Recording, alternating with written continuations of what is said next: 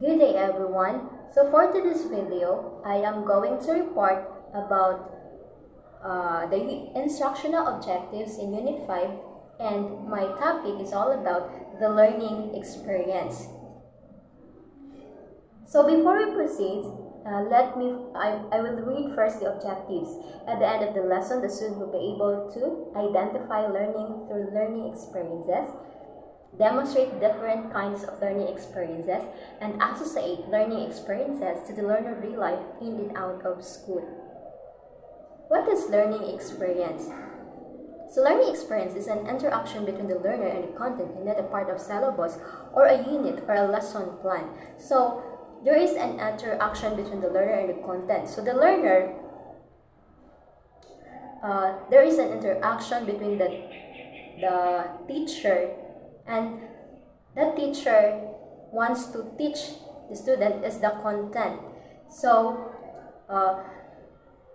there is an interaction between the learner and the content, and the learning experience is the activity.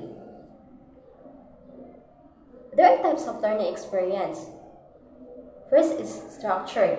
These are the experiences that have clear procedure to ensure that the learning occurs. So for example, for the structured is a chemistry professor uses a direct instruction to explain how atoms are held together by chemical bonds to form molecules. So the teacher or the professor have a clear procedure to ensure that the learner occurs. So the professor ensure that there is learning so that the student will be able to follow. And second is structured. These are experiences that have learning as a goal but allow students to find their own way to learn the lesson. So example for that is when the students are given a set of materials such as paper towel, tubes, tape, scissors, and cardboard, and make their own marble runs. So the teacher give some materials, but the student will be the one to create in that particular things or anything that he wants to do. So that is unstructured. The teacher will be given the materials, but the student will be the one to do the task or the activity. Next is experiential. The situation involved student experiencing what it's like to be in a certain situation. So for example, that is when the student engage in stimulation that involves assuming different rules in labor contract negotiation. So in experiential, there is a picture here, and there is a situation that there is a student experiencing what it's like to be in a certain situation. Next is collaborative. This involves learning that occurs alongside and with other learners. There is learning happening alongside with other learners. Next is observational. This involves passive learning where a student comes to realization simply through watching something occur. So that is observational. So example for that is a young child observed the student watching their teachers who demonstrate the things that they want to demonstrate to their students. So the student will follow what the teacher is doing. Next is reading. Written text can be used as a form of instruction and therefore can facilitate learning. So in reading, you can learn what you have read. So there is learning experiences.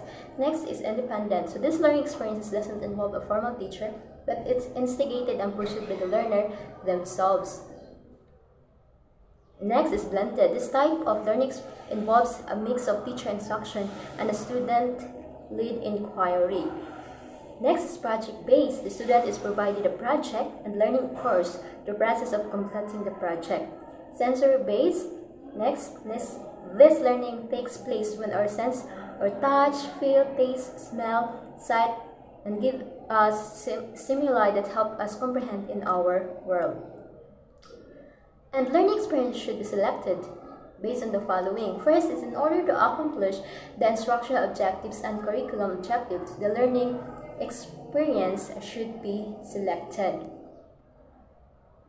Next is the learning experience should help the student to apply the learned knowledge and skills in their life. Next, the learner experience should be flexible in order to utilize the skills and resources of teachers.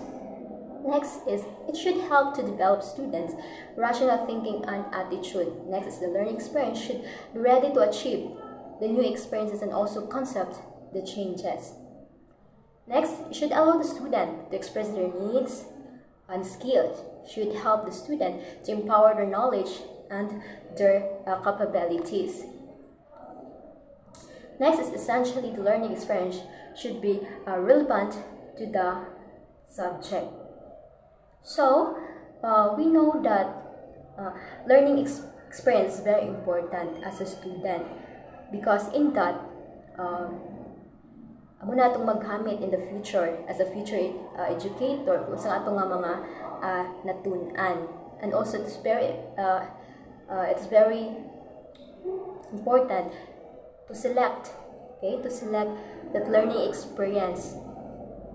So that would be all. I hope that you learned something from my topic about the learning experience. So that's all, and God bless everyone.